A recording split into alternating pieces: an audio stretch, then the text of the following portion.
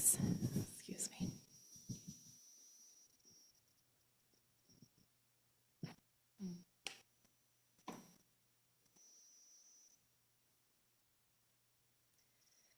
This reading is by Laura Horton Ludwig, The Imprint of Love. Spirit of life and love, light within and without. Mystery from which we have all emerged, within which we live and die. Be with us now as we allow ourselves to drop into the silence and stillness. Be the center of our being. As people of faith, we seek to live in a spirit of love, a spirit of community, justice, and peace. And yet, in so many corners of the world, both far and near, we see decisiveness and hate. If we look deep within ourselves, perhaps we will even find those shadow energies there too. We struggle to respond to the outer world and our inner dreams in ways that manifest love. At times, we may fear that love will not be strong enough. At times, we may question whether love really is the root of all things. In this world with so much struggle and suffering and discord, we may struggle to hold on to our faith in love, knowing that if all things come from one source, we proclaim, that source must somehow hold hate as well as love, violence as well as peace, evil as well as good. This is the mystery within which we live and die. These are the questions that haunt our days and nights, and yet we are not without hope. Our struggles and our questions testify to our longing for peace, for love. Our very longings are born out of that mystery. We dare to address, as spirit of life and love, in the stillness and silence of our own heart, we read the imprint of love, created not by our will, but planted there for us to discover. By whom or what we cannot know, and yet there it is. A clue, a talisman, a beacon, a light within. May it keep hope alive, even as we dwell in mystery. May it guide us all as we seek to act wisely and well. May it help us to be a vessel of compassion for one another and for our world.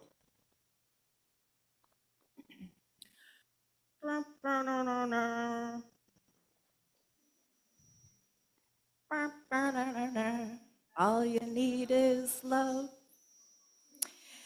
And yet it's not that simple.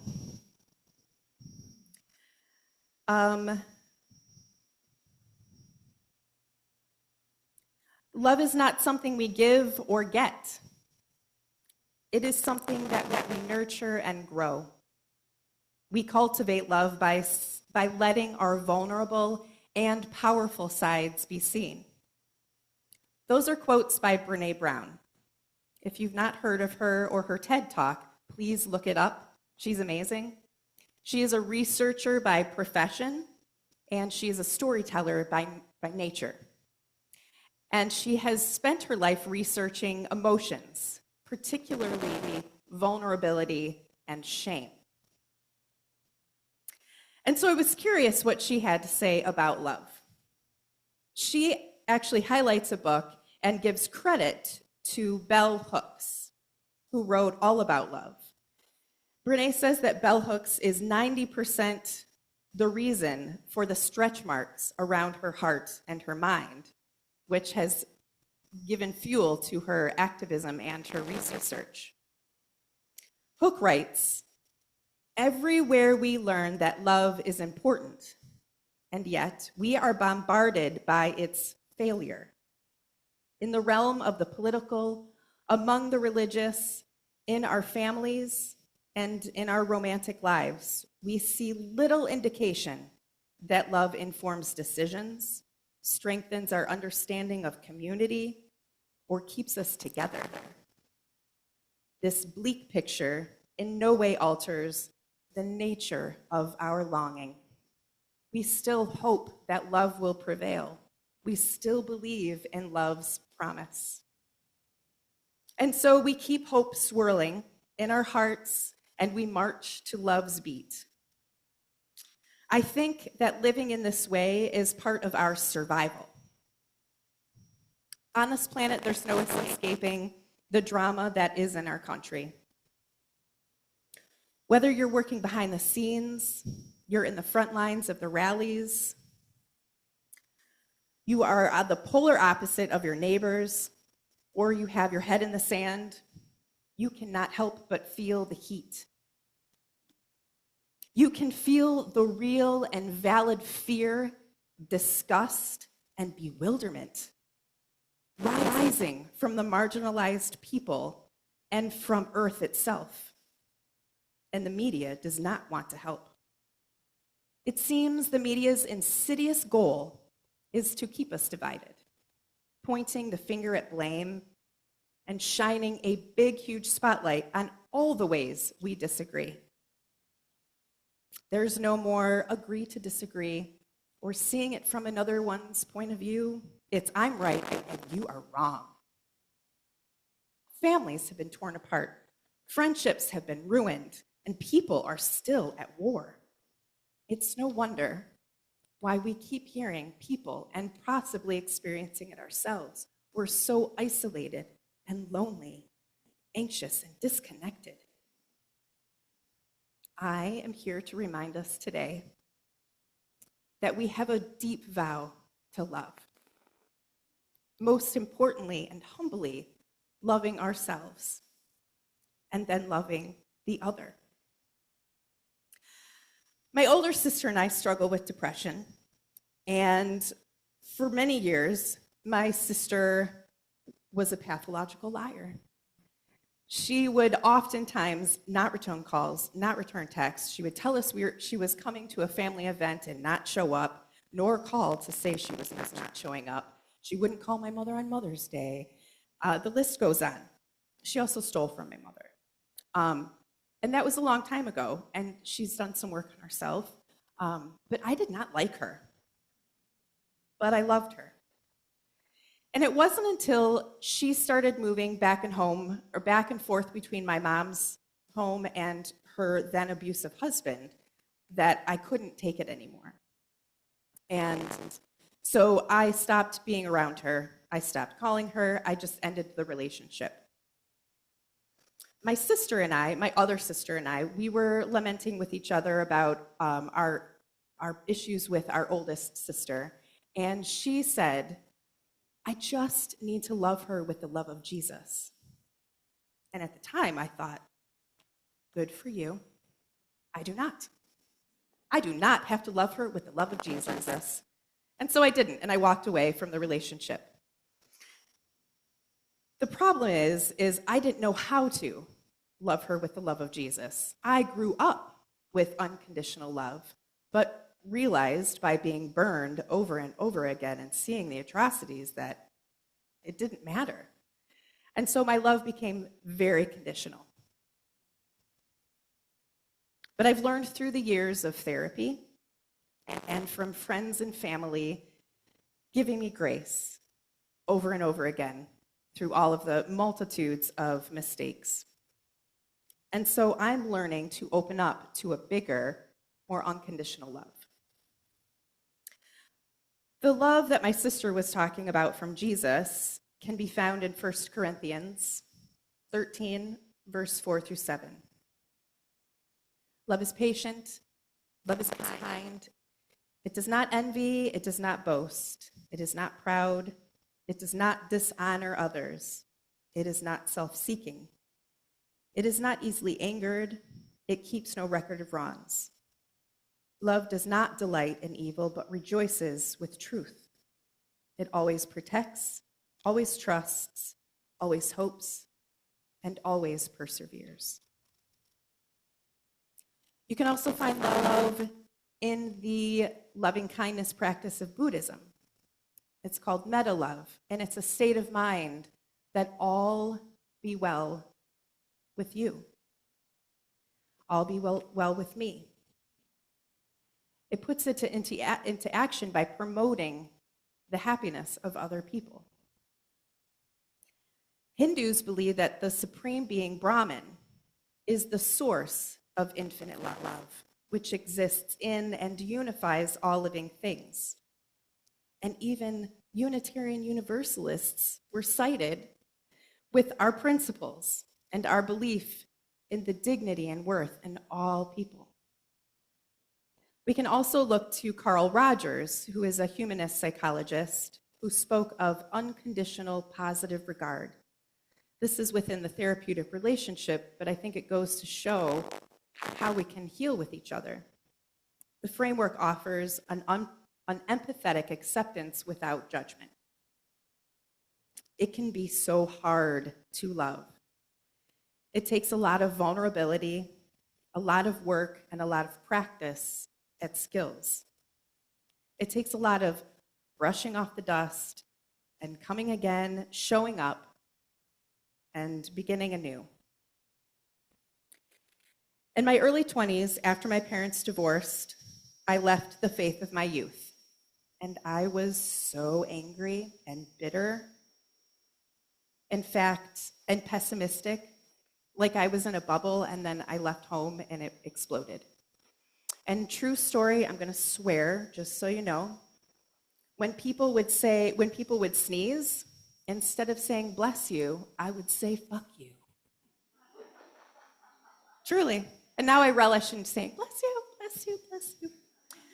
But at the time, they did not deserve my blessings. I did not care about them. They did not care about me. But the hardest thing was I really hated myself. I made one huge mistake, and that ended my thought of goodness in myself, unfortunately. And so after years of self-loathing and trying to drink myself to death, I thought that I was broken beyond repair. But then I entered therapy, and I entered the 12-step program, and I found community within Unitarian Universalism, and it saved me. So I have learned through therapy and the 12 steps and being a part of this community to own up to my mistakes, looking through the lens of compassion, asking for forgiveness, and then work towards loving others with that same forgiveness. So I got really good at loving myself, even if I was eating 6 scoops of ice cream a night. If I wasn't in that abyss of drinking, I was doing great. Another aspect of love can be found in the concept of radical self-love. I learned to be nice to myself while watching my mother and my sister be challenged by not wanting to be fat or go gray or always needing to look good with clothes and makeup. And perhaps they found a good, healthy balance for themselves that works, but it was off-putting to me. The negativity that I felt that they put into not accepting themselves was of no interest to me. So when society told me to look a certain way, I responded by not caring. I was never bothered that I was soft and round. I learned to pay attention to my thoughts and feelings that I had about my body and practice being loving toward my earthly vessel. But during COVID, when my marriage had utterly fallen apart, I gained 70 pounds. Yeah, and that has been challenging. Constantly having to buy bigger clothes and not recognizing myself in mirrors and pictures and feeling sluggish. It has really increased the volume and the amount of negative self-talk. And so I say many more I love yous in the mirror. And I allow myself the radical love to be patient with myself as I work to gain back my life energy from this depression. And having this outlook on myself has allowed me to give the grace to other people for wherever they are. Unfortunately, throughout my life, I have found that giving my family unconditional love has been really hard. Poor Sheldon, Jake, and Hannah. My expectations are really high, and I think that because I get the most practice of loving them, that it's been challenging, and often I fall short. And so I keep practicing, and I keep practicing. I place my attention and intention on loving my family. I work to offer them empathetic grace for recognizing their humanness and individual apart from me. I work to clarify what my emotions are, and I encourage them to do the same thing. And I work to clarify what's okay and what's not okay, making boundaries, and I encourage them to do the same thing. It seems like there's endless chances to be an example of how to love. Being in such close quarters, it's a good way to practice, I tell my kids. And I feel like this is a good place too, being in community. It's a good place to practice that vulnerability of saying, gosh, I really messed up, or I really need this from you. And so that's one of the ways that I love my family the most, is when I say, I'm sorry, that was not okay. I do love you, and you deserve better. And we're able to reconnect and start again in love.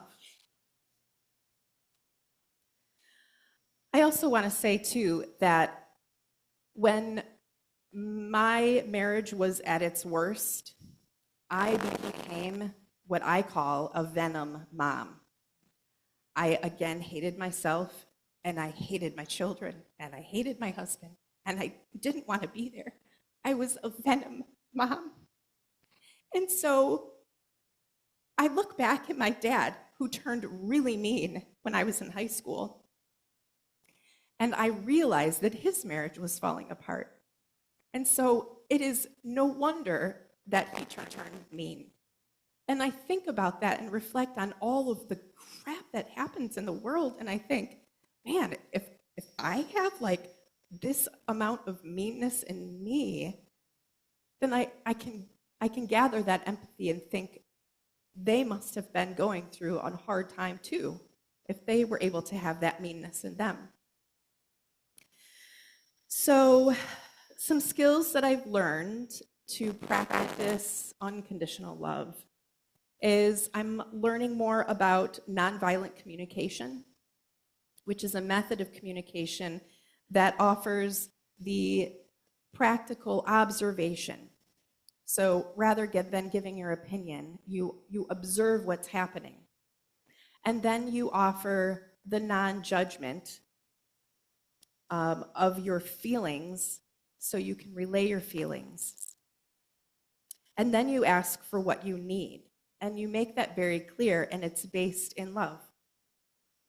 The other piece that I find helpful is to reflect back to Don Miguel Ruiz's little tiny book, The Four Agreements.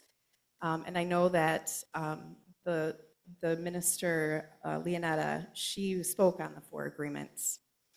And that is, be impeccable with your word. The one that I love the most is don't take anything personally.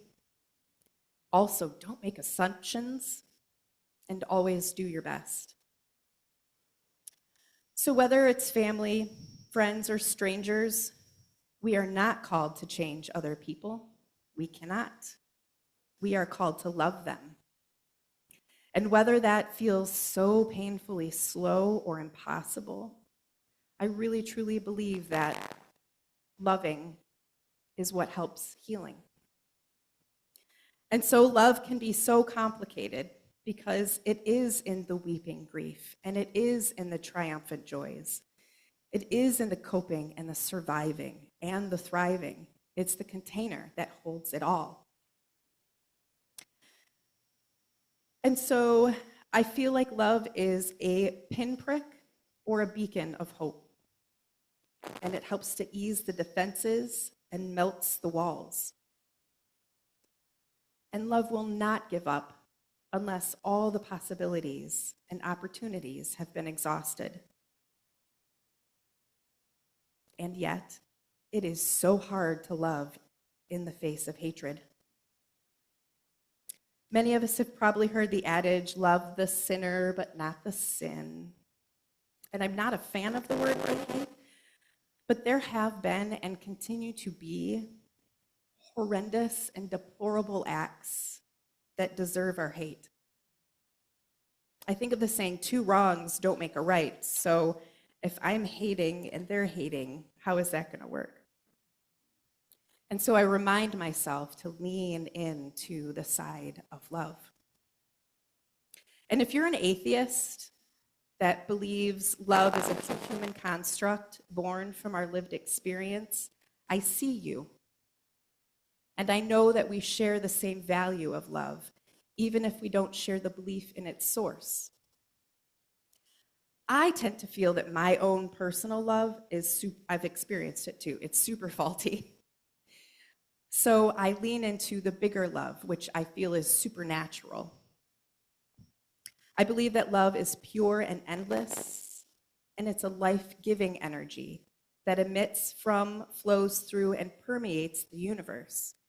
And whatever the higher power is, be it Allah, Brahman, divine mystery, goddess, I choose source of everything. Buddhists believe that loving kindness is the antidote to fear, greed, hate, selfishness, and anger. Last year, I was driving to the women's retreat in Alma, Michigan, and as I was driving through the cornfields, I kept passing signs, vote for Trump. And that was nothing new. My neighbors have Trump signs. But the signs kept getting bigger and more vulgar. And I've just seen a car with a bumper sticker that said this, too, here in Brighton. And I'm going to swear again. The sign said, fuck your feelings, vote for Trump. And I was like, oh, I live in my heart. Don't fuck my feelings. That really hurt. And so I just got really mad. And I was like, where are we going? Where are we holding this retreat? This is really sad. And then I drove down the dirt lane to where the retreat is, and there were signs that said, all are welcome in these woods, and healing happened here. And I was like, oh, thank goodness, because I needed these signs. And so to give a plug, we're holding another retreat. This past September, we held a retreat. It was really amazing. We learned about the yin and yang. This year, we're holding a retreat again in September. We're going to learn about the trifecta of the goddess. And so, just like the men, and by the way, thanks for all of you men for coming here that were on the retreat. Yeah, I really appreciate you being here. But so you can imagine having that nurtured, wonderful feeling driving away from a retreat.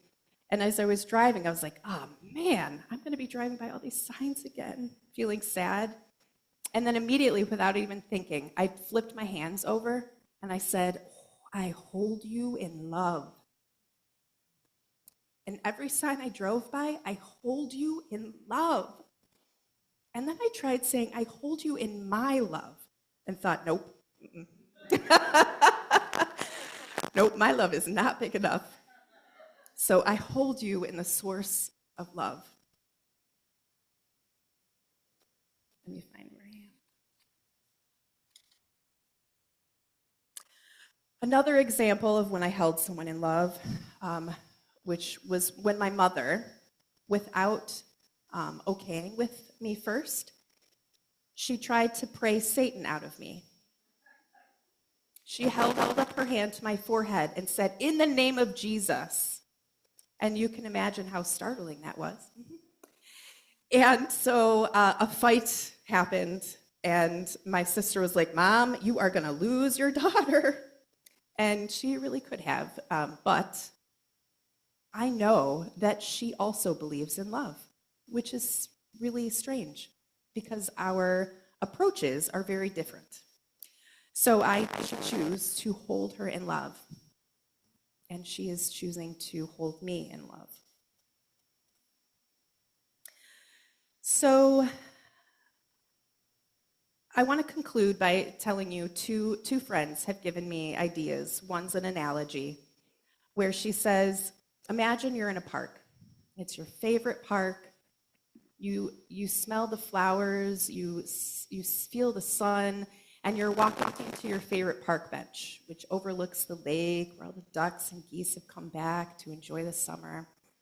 And as you're getting to your bench, you see all these pigeons pooping on your bench. And then you realize that these pigeons are all of the reasons, all the people you hate. And they did not choose to be pigeons. And they're pooping on your bench, and you could choose to hate them, you could choose to scare them away, you could choose to wish they would die, or you can see them for what they are. They are pigeons, not knowing the atrocities, and you can love them because we are made of the same thing. My other friend gives an analogy, which I love because it works to emphasize her own personal need for space and to respect her own boundaries, because she cannot obviously condone things out of her personal space, but she can love. And so she says, I love you through the back of my hand. Like, stay over there, and I'm going to love you through the back of my hand. I pray that the examples and stories I've shared help you lean into a bigger love. I pray that it offers you hope when you feel darkness.